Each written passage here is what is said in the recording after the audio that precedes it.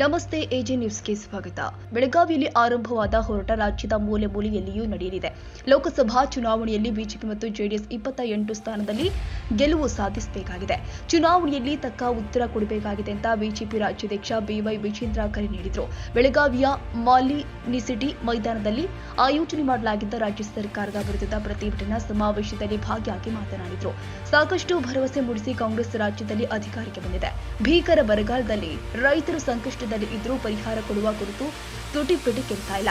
ಆದರೆ ಅಲ್ಪಸಂಖ್ಯಾತರಿಗೆ 10,000 ಕೋಟಿ ರೂಪಾಯಿ ಕೊಡುವುದಾಗಿ ಸಿಎಂ ಹೇಳಿದ್ದಾರೆ. ಕಬ್ಬು ಬೆಳೆಗಾರರಿಗೆ ಎಕರೆಗೆ 25,000, ದ್ರಾಕ್ಷಿಗೆ 50,000 ಕೊಡುವಂತೆ ಮನವಿ ಮಾಡಿದ್ದೇವೆ. ಉತ್ತರ ಕರ್ನಾಟಕ ಭಾಗದ ಜ್ವಲಂತ ಸಮಸ್ಯೆಗಳಿಗೆ ಅಲ್ಲಿಯೂ ಉತ್ತರ ಕೊಡಬೇಕು ಎಂದು ಸುವರ್ಣ ವಿಧಾನಸೌಧವನ್ನ ಯಡಿಯೂರಪ್ಪ ನಿರ್ಮಿಸಿದ್ದಾರೆ. ಸಂಕಷ್ಟದಲ್ಲಿ ಇರುವ ರೈತರಿಗೆ ಮಧ್ಯಂತರ ಪರಿಹಾರ ಕೊಡ್ತಾರೆ ಅಂತ ಭಾವಿಸಿಕೊಂಡಿದ್ವಿ. ಆದರೆ ಸಿಎಂ ಸಿದ್ದರಾಮಯ್ಯ ಕೇಂದ್ರ ಸರ್ಕಾರದ ಮೇಲೆ ಗೂಬೆ ಕೂರಿಸುವ ಕೆಲಸ ಮಾಡ್ತಾ ಇದ್ದಾರೆ. ರೈತರ ಸಾಲ ವಸೂಲಿಗೆ ಬ್ಯಾಂಕ್ಗಳು ಇಳಿದಿವೆ. ಇದನ್ನ ಕೂಡಲೇ ನಿಲ್ಲಿಸಬೇಕು. ರೈತರ ಪಂಪ್ಸೆಟ್ಗಳಿಗೆ ಸಮರ್ಪಕ ವಿದ್ಯುತ್ ನೀಡಲು ಸರ್ಕಾರ ಸಂಪೂರ್ಣ ವಿಫಲವಾಗಿದೆ ಅಂತ ವಿಜೇಂದ್ರ ಕಿಡಿಕಾರಿದರು. ಸಾಕಷ್ಟು ಸಮಯ ಆಗಿದೆ. ರಾಜ್ಯದಲ್ಲಿ ಈ ಸರ್ಕಾರ ಬಂದು 6 ತಿಂಗಳುಗಳು ಕಳೆದಿದೆ. ರಾಜ್ಯದಲ್ಲಿ ಭೀಕರ ಬರಗಾಲ ಇದೆ. ರಾಜ್ಯದಲ್ಲಿ ಭೀಕರ ಬರಗಾಲ ಇದ್ದಂತ ಸಂದರ್ಭದಲ್ಲಿ ಈ ಹೊಸ ಸರ್ಕಾರ, ಇವತ್ತು ಕಾಂಗ್ರೆಸ್ ಸರ್ಕಾರ ರಾಜ್ಯದಲ್ಲಿ ಬಂದಿದೆ, ಸಾಕಷ್ಟು ಭರವಸೆಗಳನ್ನ ಮೂಡಿಸಿ ರಾಜ್ಯದಲ್ಲಿ ಸರ್ಕಾರ ಬಂದಿದೆ.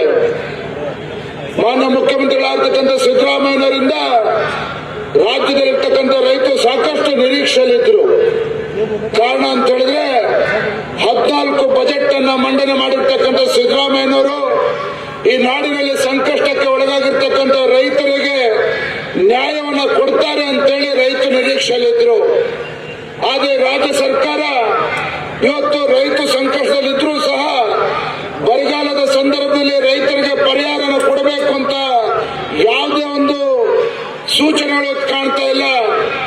ಮಾನ್ಯ ಮುಖ್ಯಮಂತ್ರಿಗಳು ಒಂದ್ ಕಡೆ ಹೇಳ್ತಾರೆ, ರಾಜ್ಯದಲ್ಲಿರ್ತಕ್ಕಂಥ ಅಲ್ಪಸಂಖ್ಯಾತರಿಗೆ 10,000 ಕೋಟಿನ ಕೊಡ್ತೇನೆ ಅಂತ ಹೇಳ್ತಾರೆ. ಆದರೆ ರೈತರಿಗೆ ಪರಿಹಾರ ಕೊಡ್ತಕ್ಕಂಥ ಎಳ್ಳಷ್ಟು ಒಂದು ಕಿಂಚಿತ್ತು ಕೂಡ ಮಾತನಾಡ್ತಾ ಇಲ್ಲ. ವಿಶೇಷವಾಗಿ ನಮ್ಮ ಬೆಳಗಾವಿ ಜಿಲ್ಲೆ ಮತ್ತು ಉತ್ತರ ಕರ್ನಾಟಕ ಜಿಲ್ಲೆಯಲ್ಲಿ ದೊಡ್ಡ ಸಂಖ್ಯೆಯಲ್ಲಿ ರೈತರು ಕಬ್ಬು ಬೆಳೀತಾರೆ. ಇವತ್ತು ಕಬ್ಬು ಬೆಳೀತಕ್ಕಂಥ ರೈತರು ಕೂಡ ಸಂಕಷ್ಟದಲ್ಲಿದ್ದಾರೆ.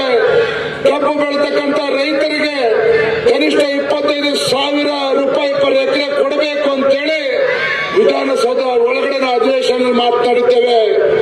ಇವತ್ತು ದ್ರಾಕ್ಷಿ ಬೆಳೀತಕ್ಕಂಥ ರೈತರಿಗೆ ಕನಿಷ್ಠ 50,000 ರೂಪಾಯಿ ಎಕರೆಗೆ ಕೊಡಬೇಕು ಅಂತೇಳಿ ನಾವು ಒತ್ತಾಯವನ್ನು ಮಾಡಿದ್ದೇವೆ. ಆಗ ರಾಜ್ಯ ಸರ್ಕಾರ ಕಣ್ಣಿದ್ದು ಕುರುಡರಂತೆ, ಕಿವಿ ಇದ್ದು ಕಿವುಡರಂತೆ ವರ್ತನೆ ಮಾಡ್ತಾ ಇದೆ. ರಾಜ್ಯ ಸರ್ಕಾರ ಸನ್ಮಾನ್ಯ ಯಡಿಯೂರಪ್ಪ ವೇದಿಕೆ ಮೇಲೆ ಇದ್ದಾರೆ. ನಮ್ಮ ಎದುರುಗಡೆ ಇರ್ತಕ್ಕಂಥ ಬೆಳಗಾವಿಯಲ್ಲಿ ಇರ್ತಕ್ಕಂಥ ಒಂದು ಸುವರ್ಣ ವಿಧಾನಸೌಧ ಯಾತಕ್ಕೋಸ್ಕರ ಯಡಿಯೂರಪ್ಪ ಮಾಡಿದ್ರು? ಇದನ್ನ ಯಾತಕ್ಕೋಸ್ಕರ ಬಿಜೆಪಿ ಸರ್ಕಾರ ಇದ್ದಾಗ ಸುವರ್ಣ ಸೌಧ ಆಗಿರ್ತಕ್ಕಂಥದ್ದು. ಮುಂದೆ ಯಾರೇ ಮುಖ್ಯಮಂತ್ರಿ ಆದ್ರೂ ಕೂಡ, ಈ ನಾಡಿನಲ್ಲಿ ಯಾರೇ ಮುಖ್ಯಮಂತ್ರಿ ಆದ್ರೂ ಕೂಡ, ಕಲ್ಯಾಣ ಕರ್ನಾಟಕ ಇರಬಹುದು, ಕಿತ್ತೂರು ಕರ್ನಾಟಕ ಇರಬಹುದು, ಈ ಭಾಗದಲ್ಲಿರ್ತಕ್ಕಂಥ ರೈತರ ಜ್ವಲಂತ ಸಮಸ್ಯೆಗಳಿಗೆ, ಈ ಭಾಗದಲ್ಲಿರ್ತಕ್ಕಂಥ ಜನರ ಸಮಸ್ಯೆಗಳಿಗೆ ರಾಜ್ಯ ಸರ್ಕಾರ ತಕ್ಷಣ ಸ್ಪಂದನೆ ಮಾಡಬೇಕು. ಇಲ್ಲಿರ್ತಕ್ಕಂಥ ಸಮಸ್ಯೆಗಳಿಗೆ ಇಲ್ಲೇ ಉತ್ತರ ಕೊಡಬೇಕು ಅಂತೇಳಿ ಯಡಿಯೂರಪ್ಪ ಅವರು ಇಲ್ಲಿ ವಿಧಾನಸೌಧವನ್ನು ನಿರ್ಮಾಣ ಮಾಡಿಸಿದ್ರು. ಆದ್ರೆ ಸನ್ಮಾನ್ಯ ಸಿದ್ದರಾಮಯ್ಯನವರು ಅದು ಯಾಕೋ ಏನೋ ರೈತರ ಬಗ್ಗೆ ಕಾಳಜಿ ಇಲ್ಲ, ರೈತರ ಬಗ್ಗೆ ಅನುಕಂಪ ತೋರಿಸ್ತಾ ಇಲ್ಲ, ರೈತರ ಸಮಸ್ಯೆಗೆ ಇವತ್ತು ಪರಿಹಾರನ ಕೊಡ್ತಾ ಇಲ್ಲ. ನಾವು ಅನ್ಕೊಂಡಿದ್ವಿ ಯಾವ ಉತ್ತರ ಕರ್ನಾಟಕ ನಮ್ಮ ಬಾದಾಮಿ ವಿಧಾನಸಭಾ ಕ್ಷೇತ್ರ, ಇವತ್ತು ಬಾದಾಮಿ ವಿಧಾನಸಭಾ ಕ್ಷೇತ್ರ ಕಳೆದ ಚುನಾವಣೆಯಲ್ಲಿ ಸಿದ್ದರಾಮಯ್ಯನವರಿಗೆ ಅಭಾಗದ ಜನ ಆಶೀರ್ವಾದ ಮಾಡಿದ್ರು. ನಾವು ಅನ್ಕೊಂಡಿದ್ವಿ ಉತ್ತರ ಕರ್ನಾಟಕದ ಬಗ್ಗೆ ಆ ಕಾರಣಕ್ಕಾರ ಪ್ರೀತಿ ಇಟ್ಕೊಂಡಿರ್ತಾರೆ ಸಿದ್ದರಾಮಯ್ಯನವರು, ಸಂಕಷ್ಟದಲ್ಲಿರ್ತಕ್ಕಂಥ ರೈತರಿಗೆ ಪರಿಹಾರವನ್ನು ಕೊಡ್ತಾರೆ, ಮಧ್ಯಂತರ ಪರಿಹಾರವನ್ನು ಘೋಷಣೆ ಮಾಡ್ತಾರೆ ಎಂದು ಅನ್ಕೊಂಡಿದ್ವಿ. ಏನು ಕೂಡ ಮಾಡಲಿಲ್ಲ. ಮಾತ್ರ ಕೇಂದ್ರ ಸರ್ಕಾರವನ್ನು ದೂರ್ತಾರೆ. ನಾನು ವೇದಿಕೆ ಮೂಲಕ ಮಾನ್ಯ ಮುಖ್ಯಮಂತ್ರಿ ಕೇಳಲಿಕ್ಕೆ ಇಷ್ಟಪಡ್ತೇನೆ. ರಾಜ್ಯ ಸರ್ಕಾರ, ನಿಮ್ಮ ಸರ್ಕಾರ ಇವತ್ತು ಅಧಿಕಾರದಲ್ಲಿದೆ. ನಿಮ್ಮ ಸರ್ಕಾರ ಅಧಿಕಾರ ಇದ್ರೂ ಸಹ ಇವತ್ತು ರೈತರಿಗೆ, ಸಂಕಟದಲ್ಲಿರ್ತಕ್ಕಂಥ ರೈತರಿಗೆ ಪರಿಹಾರವನ್ನು ಕೊಡೋದ್ರ ಬದಲು ಕೇಂದ್ರ ಸರ್ಕಾರವನ್ನು ದೂಷಿಸ್ತಕ್ಕಂಥ ಕೆಲಸ ಮಾಡ್ತಾ ಇದ್ದೀರಿ. ನಿಜವಾಗ್ಲೂ ಕೂಡ ನೀವು ಪ್ರಾಮಾಣಿಕರಾದ್ರೆ, ನಾವೇನು ವಿರೋಧ ಪಕ್ಷದ ನಾಯಕರು ಹೇಳಿದ್ದೇವೆ, ಈ ರಾಜ್ಯದಲ್ಲಿರ್ತಕ್ಕಂಥ ರೈತರ ಸಾಲವನ್ನ ಮನ್ನಾ ಮಾಡಬೇಕು. ರಾಜ್ಯದಲ್ಲಿರ್ತಕ್ಕಂಥ ರೈತರ ಸಾಲವನ್ನ ಮನ್ನಾ ಮಾಡಬೇಕು. ರಾಜ್ಯದಲ್ಲಿರ್ತಕ್ಕಂಥ ರೈತರಿಗೆ ಹೊಸ ಸಾಲವನ್ನು ಕೊಡ್ತಾರೆ. ಸಾಲವನ್ನು ವಸೂಲು ಮಾಡಕ್ ಹೋಗ್ತಾ ಇದ್ದಾರೆ. ತತ್ಕ್ಷಣ ಬಂದ್ ಮಾಡಬೇಕು ಅಂತ ಹೇಳಿ ಸದನದ ಒಳಗೆ ನಾವು ಇವತ್ತು ಹೇಳಿದ್ದೇವೆ. ಆದ್ರೆ ನಮಗೆ ರಾಜ್ಯ ಸರ್ಕಾರದ ಬಗ್ಗೆ, ಮಾನ್ಯ ಮುಖ್ಯಮಂತ್ರಿಗಳ ಬಗ್ಗೆ ನಮಗೆ ವಿಶ್ವಾಸ ಬರ್ತಾ ಇಲ್ಲ. ಕೇಂದ್ರದಲ್ಲಿ ಒಂದ್ ಕಡೆ ನರೇಂದ್ರ ಮೋದಿಜಿ ನೇತೃತ್ವದ ಭಾರತೀಯ ಜನತಾ ಪಾರ್ಟಿ ಸರ್ಕಾರ ಈ ದೇಶದಲ್ಲಿರ್ತಕ್ಕಂಥ, ರಾಜ್ಯದಲ್ಲಿರ್ತಕ್ಕಂಥ ರೈತರಿಗೆ ಇವತ್ತು ಶಕ್ತಿ ತುಂಬತಕ್ಕಂಥ ಕೆಲಸ ಮಾಡ್ತಾ ಇದ್ರೆ. ನಿಮಗೆ ಗೊತ್ತಿದೆ, ಇವತ್ತು ಪ್ರಧಾನಮಂತ್ರಿ ಕಿಸಾನ್ ಸಮ್ಮಾನ್ ಯೋಜನೆ ಅಡಿಯಲ್ಲಿ 6,000 ರೂಪಾಯಿ ಮೋದಿ ಅವರು ಕೊಡ್ತಾ ಇದ್ರೆ, ಯಡಿಯೂರಪ್ಪ 4,000 ರೂಪಾಯಿ ಕೊಡ್ತಾ ಇದ್ರು. ಅದನ್ನು ಕೂಡ ಬಂದ್ ಮಾಡ್ತಕ್ಕಂಥ ಕೆಲಸ ಸನ್ಮಾನ್ಯ ಸಿದ್ದರಾಮಯ್ಯ ಕಾಂಗ್ರೆಸ್ ಸರ್ಕಾರ ಮಾಡಿದ್ರು. ಒಟ್ಟಾರೆಯಾಗಿ ಹೇಳಬೇಕು ಅಂತ ಹೇಳಿದ್ರೆ, ಈ ಸಂಕಟ ಸಂದರ್ಭದಲ್ಲಿ ರೈತರಿಗೆ ಸಮಸ್ಯೆಗೆ ಪರಿಹಾರ ಕಂಡುಕೊಳ್ಳೋ ಬದಲು ಇವತ್ತು ದನಕರುಗಳಿಗೆ ಮೇವು ಅದರ ಒಂದು ದರವನ್ನು ಕೂಡ ಜಾಸ್ತಿ ಮಾಡಿದ್ದಾರೆ. 3 ಫೇಸ್ 7 ತಾಸು ವಿದ್ಯುತ್ ಅನ್ನು ಕೂಡ ಕೊಡೋದಕ್ಕೆ ರಾಜ್ಯ ಸರ್ಕಾರ ಸಂಪೂರ್ಣ ವಿಫಲ ಆಗಿದೆ. ಹಾಗಾಗಿ ರಾಜ್ಯ ಸರ್ಕಾರಕ್ಕೆ ಒಂದು ಎಚ್ಚರಿಕೆನ ಕೊಡಬೇಕು. ಅದಕ್ಕೋಸ್ಕರ ಬೆಳಗಾವಿ ಹೋರಾಟನ ಮಾಡ್ತಾ ಇರ್ತಕ್ಕಂಥದ್ದು ಬಂಧುಗಳೇ. ನಾನು ಇಷ್ಟು ಮಾತ್ರ ಸಂದರ್ಭದಲ್ಲಿ ಹೇಳ್ತೇನೆ, ಸಾಕಷ್ಟು ಸಮಯ ಆಗಿದೆ. ಇವತ್ತು ಬೆಳಗಾವಿ ಜಿಲ್ಲೆಯಲ್ಲಿ ಶುರುವಾಗಿರ್ತಕ್ಕಂಥ ಹೋರಾಟ ಇವತ್ತು ರಾಜ್ಯದ ಮೂಲೆಗಳಿಗೂ ಕೂಡ ಹೋರಾಟ ತಲುಪ್ತಿದೆ. ಈ ಸರ್ಕಾರಕ್ಕೆ ಚಾಟಿ ಬೀಸ್ತಕ್ಕಂಥ ಕೆಲಸ ಈ ರಾಜ್ಯದಲ್ಲಿರ್ತಕ್ಕಂಥ ನಮ್ಮ ಭಾರತೀಯ ಜನತಾ ಪಾರ್ಟಿ ಕಾರ್ಯಕರ್ತರು, ರೈತರ ಮುಖೇನ ಇವತ್ತು ನಾವು ಮಾಡಬೇಕಾಗಿದೆ. ನಾವು ಒಂದ್ ಮಾತನ್ನು ಹೇಳಿ ಇವತ್ತು ಮಾತನ್ನು ಮುಗಿಸ್ತೇನೆ. ಮುಂದಿನ ಲೋಕಸಭಾ ಚುನಾವಣೆಯಲ್ಲಿ 28 ಕ್ಷೇತ್ರಗಳಲ್ಲಿ ಭಾರತೀಯ ಜನತಾ ಪಾರ್ಟಿ ಮತ್ತು ಜೆಡಿಎಸ್ ಒಟ್ಟಾಗಿ ಗೆಲ್ಲಬೇಕಾಗಿದೆ. ಅದರ ಮುಖೇನ ಇವತ್ತು 136 ಸ್ಥಾನಗಳಿಂದ ಅಧಿಕಾರಕ್ಕೆ ಬಂದಿರತಕ್ಕಂಥ ಕಾಂಗ್ರೆಸ್ ಪಕ್ಷ ಏನಿವತ್ತು ರಾಜ್ಯದ ರೈತರ ಮೇಲೆ ದಬ್ಬಾಳಿಕೆ ಮಾಡ್ತಾ ಇದೆ, ರಾಜ್ಯದಲ್ಲಿ ಇವತ್ತು ಬಡವರ ಮೇಲೆ ದಬ್ಬಾಳಿಕೆ ಮಾಡ್ತಾ ಇದೆ. ಈ ಕೆಟ್ಟ ಸರ್ಕಾರಕ್ಕೆ, ದುಷ್ಟ ಸರ್ಕಾರಕ್ಕೆ ಇವತ್ತು ಅವರಿಗೆ ತಕ್ಕ ಉತ್ತರವನ್ನು ಮುಂದೆ ಲೋಕಸಭಾ ಚುನಾವಣೆ ಕೊಡಬೇಕಾಗಿದೆ ಅಂತ ಮಾತನ್ನ ಸಂದರ್ಭ ಹೇಳ್ತಾ, ಇವತ್ತು ಸನ್ಮಾನ್ಯ ಯಡಿಯೂರಪ್ಪನವರು ಇವತ್ತು ರೈತರ ಹೋರಾಟಕ್ಕೆ ಚಾಲನೆ ಕೊಡಬೇಕು ಅಂತ ಯಡಿಯೂರಪ್ಪ ಬೆಳಗಾವಿಗೆ ಬಂದಿದ್ದಾರೆ. ಒಂದು ಸಂದರ್ಭದಲ್ಲಿ ಯಡಿಯೂರಪ್ಪ ಗುಡುಗಿದರೆ ವಿಧಾನಸೌಧ ನಡಗುದು ಅಂತೇಳಿ ಜನ ಮಾತನಾಡ್ತಾ ಇದ್ರು. ಯಡಿಯೂರಪ್ಪನವರು ಯಾವುದೇ ರಾಜಕೀಯ ಸ್ಥಾನಮಾನಗಳು ಇಲ್ಲದೆ ಇದ್ರು ಸಹ ಈ ನಾಡಿನಲ್ಲಿರ್ತಕ್ಕಂಥ ರೈತರ ಪರವಾಗಿ, ಬಡವರ ಪರವಾಗಿ ಯಾವತ್ತು ಧ್ವನಿ ಎತ್ತಬೇಕು ಅವತ್ತು ಯಡಿಯೂರಪ್ಪ ಧ್ವನಿ ಎತ್ತಾರೆ. ಅದಕ್ಕೋಸ್ಕರ ಇವತ್ತು ಬೆಳಗಾವಿಗೆ ಬಂದಿದ್ದಾರೆ. ರೈತರ ಪರವಾಗಿ ಇವತ್ತು ಹೋರಾಟ ಮಾಡೋದಕ್ಕೆ ಯಡಿಯೂರಪ್ಪ ಮತ್ತು ಸಜ್ಜಾಗಿದ್ದಾರೆ. ಅದಕ್ಕೆ ತಾವೆಲ್ಲರೂ ಸಹ ಬೆಂಬಲವನ್ನು ನೀಡಬೇಕು. ಭಾರತೀಯ ಜನತಾ ಪಾರ್ಟಿ ರೈತ ಪರ ಹೋರಾಟಕ್ಕೆ ತಾವು ಬೆಂಬಲವನ್ನು ಕೊಡಬೇಕು ಅಂತ ಹೇಳ್ತಾ ತಮ್ಮೆಲ್ಲರೂ ಕೂಡ ಈ ಸಂದರ್ಭದಲ್ಲಿ ವಂದಿಸ್ತಾ, ವಿಶೇಷವಾಗಿ ಕಾರ್ಯಕ್ರಮದ ಯಶಸ್ವಿಗೆ ಕಾರಣೀಭೂತರಾಗಿರ್ತಕ್ಕಂಥ ಈ ಭಾಗದ ನಮ್ಮೆಲ್ಲ ಜಿಲ್ಲೆಯ ಅಧ್ಯಕ್ಷರುಗಳು, ಶಾಸಕರುಗಳು, ಸಂಸದರಿಗೆ ಎಲ್ಲರೂ ಕೂಡ ಸಂದರ್ಭದಲ್ಲಿ ವಂದಿಸಿ ನನ್ನ ಮಾತನ್ನು ಮುಗಿಸ್ತೇನೆ. ಬಲ ಭಾರತ್ ಮಾತಾ ಕಿ. ಇನ್ನು ಮಾಜಿ ಸಿಎಂ ಬಿಎಸ್ ಯಡಿಯೂರಪ್ಪ ಮಾತನಾಡಿ, ಪ್ರಧಾನಿ ಮೋದಿ ನಾಯಕತ್ವಕ್ಕೆ ಸರಿಸಮಾನವಾಗಿ ಕಾಂಗ್ರೆಸ್ನಲ್ಲಿ ಯಾರೂ ಇಲ್ಲ. ರೈತರ ಸಾಲ ಮನ್ನಾ ಮಾಡುವ ನಿರ್ಣಯ ಮುಖ್ಯಮಂತ್ರಿ ಕೈಗೊಳ್ಳುತ್ತಿದ್ದರೆ ರಾಜ್ಯದ ಉದ್ದಗಲಕ್ಕೂ ಪ್ರವಾಸ ಮಾಡಿ ರೈತರ ಬೆನ್ನೆಲುಬಾಗಿ ನಿಲ್ತೇನೆ.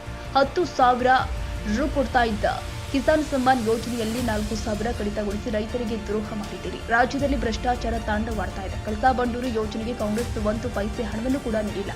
ನಾನು ಸಿಎಂ ಆಗಿದ್ದಾಗ ಹಣ ನೀಡಿದೆ. ಅಧಿವೇಶನ ಮುಗಿದ ಬಳಿಕ ಹೋರಾಟ ಆರಂಭಿಸ್ತೀವಿ. ಈ ಸರ್ಕಾರ ಮನೆಗೆ ಹೋಗೋ ತನಕ ನಿರಂತರ ಹೋರಾಟ ಮುಂದುವರಿಯುತ್ತೆ ಅಂತ ಗುಡುಗಿದ್ರು. ಸರ್ಕಾರದ ಬಲದಿಂದ ಜಾತಿಯ ವಿಶ್ವಬೀಜವನ್ನು ಬಿತ್ತಿ ಅಧಿಕಾರಕ್ಕೆ ಬರಬಹುದು ಅಂತ ಭ್ರಮೆಯಲ್ಲಿದ್ದಂತ ಕಾಂಗ್ರೆಸ್ಗೆ ಮೊನ್ನೆ ನಡೆದಂತ 4 ರಾಜ್ಯಗಳ ಚುನಾವಣೆಗಳಲ್ಲಿ ಭಾರತೀಯ ಜನತಾ ಪಾರ್ಟಿ ಯಾವ ರೀತಿ ಜಯಭೇರಿಯನ್ನು ಪಡೆದಿದೆ ಅನ್ನೋದನ್ನ ನಿಮಗೆಲ್ಲರಿಗೂ ಗೊತ್ತಿರುವಂತ ಸಂಗತಿ. ಇಡೀ ವಿಶ್ವವೇ ಅಚ್ಚರಿಯಿಂದ ನೋಡ್ತಿರುವಂತ ನಮ್ಮ ಪ್ರಧಾನಿ ನರೇಂದ್ರ ಮೋದಿ ಅವರ ನೇತೃತ್ವ, ಅವರಿಗೆ ಸರಿಸಮಾನವಾಗಿ ನಿಲ್ಲುವಂತ ಯಾವುದೇ ವ್ಯಕ್ತಿ ಕಾಂಗ್ರೆಸ್ ಪಕ್ಷದಲ್ಲಿ ಇಲ್ಲ ಅನ್ನುವಂಥದ್ದನ್ನ ನಾನು ಹೇಳುವಂತ ಅಗತ್ಯ ಇಲ್ಲ. ಕಾಂಗ್ರೆಸ್ ಪಕ್ಷದ ಮುಖಂಡರೇ ಅದನ್ನು ಒಪ್ಪಿಕೊಳ್ತಾರೆ.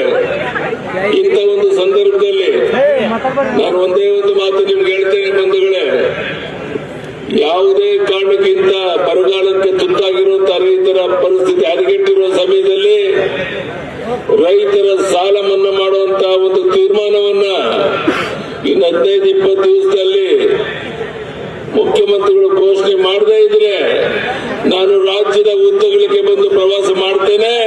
ರೈತರ ಪರವಾಗಿ, ನಿಮ್ಮ ಪರವಾಗಿ ನಿಲ್ತೇನೆ. ಈ ಭರವಸೆಯನ್ನ ನಾನು ನಿಮ್ಮ ಅಣ್ಣ ತಮ್ಮಂದಿರಿಗೆ, ನಮ್ಮ ತಾಯಿಯಂದಿರಿಗೆ, ಮಾಧ್ಯಮದ ಸ್ನೇಹಿತರಿಗೆ ಕೊಡ್ತಾ ಇದ್ದೇನೆ. ಬಂಧುಗಳೇ, ಇವತ್ತು ನಮ್ಮ ಅನಿಲ್ ಬೆನ್ಕೆಯವರು, ಸಂಜಯ್ ಪಾಟೀಲ್, ರಾಜೇಶ್ ನೇರ್ಲಿ, ಅಭಯ್ ಪಾಟೀಲ್ ಇವರೆಲ್ಲರ ಶ್ರಮದಿಂದ ಇಷ್ಟು ದೊಡ್ಡ ಸಂಖ್ಯೆಯಲ್ಲಿ ತಾವೆಲ್ಲ ಸೇರಿದ್ದೀರಾ. ಬಂಧುಗಳೇ, ನಾನು ಕೇಳ್ತೇನೆ ಸಿದ್ದರಾಮಯ್ಯನವ್ರಿಗೆ, ಒಂದು ಕೈನಲ್ಲಿ ಕೊಟ್ಟು ಇನ್ನೊಂದು ಕೈನಲ್ಲಿ ಕಿತ್ಕೊಳ್ಳುವಂತ ನಿಮ್ಮ ನೀತಿ ಎಷ್ಟು ಮಟ್ಟಿಗೆ ಸರಿ? ಕಿಸಾನ್ ಸನ್ಮಾನ್ ಯೋಜನೆ ಪ್ರಧಾನಿ ನರೇಂದ್ರ ಮೋದಿ ಅವರು 6,000 ಕೊಟ್ಟರೆ, ನಾನು ಮುಖ್ಯಮಂತ್ರಿ ಆಗಿದ್ದಾಗ ಅದಕ್ಕೆ 4,000 ಸೇರಿಸಿ 10,000 ಕೊಡ್ತಾ ಇದ್ದು. ಅದನ್ನು ನಿಲ್ಲಿಸ್ಬಿಟ್ರಲ್ಲ, ಕಾರಣ ಏನು? ಯಾರಿಗೆ ಮೋಸ ಮಾಡಿಕೊಟ್ಟಿದ್ದೀರಾ? ಯಾರಿಗೆ ಟೋಪಿ ಹಾಕಿ ಕೊಟ್ಟಿದ್ದೀರಾ? ಈ 4,000 ಕೊಡೋದನ್ನು ನಿಲ್ಲಿಸಿ ನಮ್ಮನ್ನೆಲ್ಲ ಭಿಕ್ಷುಕರನ್ನಾಗಿ ಮಾಡಿ ಇಲ್ಲ ಸಲ್ಲದ ಕಾರ್ಯಕ್ರಮಗಳ ಕೊಡ್ತೇನೆ ಅಂತೇಳಿ ಸುಳ್ಳು ಭರವಸೆಯನ್ನು ಕೊಡೋದ್ರ ಮೂಲಕ ರಾಜ್ಯ ಜನತೆಗೆ ದ್ರೋಹ ಮಾಡ್ತಾ ಇರುವಂತ ಈ ಕಾಂಗ್ರೆಸ್ ಪಕ್ಷ ಅಧಿಕಾರದಲ್ಲಿ ಮುಂದುವರಿಯುವಂತ ನೈತಿಕ ಹಕ್ಕಿಲ್ಲ ಇವರಿಗೆ. ವಿದ್ಯುತ್ ನನ್ನ ಕಾಲದಲ್ಲಿ ರೈತರ ಪಂಪ್ಸೆಟ್ಗೆ ಉಚಿತವಾಗಿ ಯಾವುದೇ ಷರತ್ತಿಲ್ಲದೆ ವಿದ್ಯುತ್ ಕೊಡ್ತಾ ಇದ್ದೆ. ಈಗ ಅನೇಕ ಷರತ್ತುಗಳನ್ನು ಹಾಕಿ ಲಕ್ಷಾಂತರ ಕೋಟ್ಯಾಂತರ ಜನ ನಮ್ಮ ರೈತ ಏನು ಪಂಪ್ಸೆಟ್ಗಳು ಇಟ್ಕೊಂಡಿದ್ದಾನೆ, ಅವನ ಜೀವನ ಜೊತೆಗೂ ಚೆಲ್ಲಾಟ ಮಾಡುವಂತ ಕೆಲಸವನ್ನ ಈ ಸರ್ಕಾರ ಮಾಡ್ತಾ ಇರೋದನ್ನ ಖಂಡಿಸ್ತೇನೆ. ತಕ್ಷಣ ನಮ್ಮ ಕಾಲದಲ್ಲಿ ಯಾವ ರೀತಿ ಉಚಿತವಾಗಿ ವಿದ್ಯುತ್ ಕೊಡ್ತಾ ಇದ್ದದನ್ನು ಮುಂದುವರಿಸ್ತಾ ಇದ್ರೆ ದೊಡ್ಡ ಹೋರಾಟವನ್ನು ರಾಜ್ಯದಲ್ಲಿ ನಾವು ತಗೊಳ್ತೇವೆ. ಈ ಒಂದು ಎಚ್ಚರಿಕೆಯನ್ನ ಈ ಸರ್ಕಾರಕ್ಕೆ ನಾನು ಕೊಡಕ್ಕೆ ಇಚ್ಛೆ ಪಡ್ತೇನೆ. ಬಂಧುಗಳೇ, ಭ್ರಷ್ಟಾಚಾರ ತಾಂಡವಾಡ್ತಾ ಇದೆ. ಗುತ್ತಿಗೆದಾರ ಸಂಘದ ಅಧ್ಯಕ್ಷ ಈಗ ಕಾಂಗ್ರೆಸ್ ಸರ್ಕಾರದ ಭ್ರಷ್ಟಾಚಾರ ಹಗರಣಗಳ ಬಗ್ಗೆ ಪ್ರಧಾನಿಗೆ ಪತ್ರವನ್ನು ಬರೆದಿರುವುದನ್ನು ಸಹ ನೀವೆಲ್ಲ ಕೇಳಿದ್ದೀರಾ, ನೋಡಿದ್ದೀರಾ. ಈ ರೀತಿ ಲೂಟಿ ಹಗಲು ದರೋಡೆಯಲ್ಲಿ ಸರ್ಕಾರ ನಿರತವಾಗಿರ್ಬೇಕಾದ್ರೆ ನಾವು ನೀವು ಜಾಗೃತರಾಗಬೇಕಾಗಿದೆ. ನಮ್ಮ ತಾಯಿಯಿಂದ ಕೂತಿದ್ದೀರಾ. ನನ್ನ ಕಾಲದಲ್ಲಿ ಭಾಗ್ಯಲಕ್ಷ್ಮಿ ಯೋಜನೆಯನ್ನು ಜಾರಿಗೆ ಕೊಟ್ಟೆ. ಮನೆಯಲ್ಲಿ ಹುಟ್ಟುವಂತ ಹೆಣ್ಣು ಮಗಳು ಕಣ್ಣೀರು ಹಾಕುವಂತ ಕಾಲ ಒಂದಿದ್ದಾಗ ಅವಳು ನೀನು ಕಣ್ಣೀರು ಹಾಕುವಂತ ಅಗತ್ಯ ಇಲ್ಲ, ಅವಳು ಭಾಗ್ಯಲಕ್ಷ್ಮಿ ಅಂತ ಹೇಳಿ ಅವಳಿಗೆ ಒಂದು ಹೊಸ ಯೋಜನೆಯನ್ನು ಮಾಡಿದೆ. ಇವತ್ತು ಕೋಟ್ಯಾಂತರ ಜನ ಹೆಣ್ಣು ಮಕ್ಕಳಿಗೆ ಲಕ್ಷಾಂತರ ರೂಪಾಯಿ ಹಣ ಸಿಗುವಂತೆ ಮಾಡುತ್ತೆ ನಿಮ್ಮ ಯಡಿಯೂರಪ್ಪ. ನಮ್ಮ ತಾಯಿಯಂದರು ಮನೆ ಮನೆಗೆ ಹೋಗಿ ಮಾತನ್ನು ಹೇಳಬೇಕು. ಹೀಗೆ 10 ಹಲವುಗಳನ್ನ ಕೆಲಸವನ್ನು ಮಾಡಿದ್ದೇವೆ. ಕಳಸ ಬಂಡೂರಿ ನೀರಾವರಿ ಯೋಜನೆ 1 ಪೈಸೆ ಸರ್ಕಾರ ಹಣವನ್ನು ಕೊಡಲಿಲ್ಲ. ನಾನು ಹಣವನ್ನು ಬಿಡುಗಡೆ ಮಾಡಿದ್ದೆ. ನೀರಾವರಿ ಯೋಜನೆಗಳು ಸಂಪೂರ್ಣ ಸ್ಥಗಿತ ಆಗಿದೆ.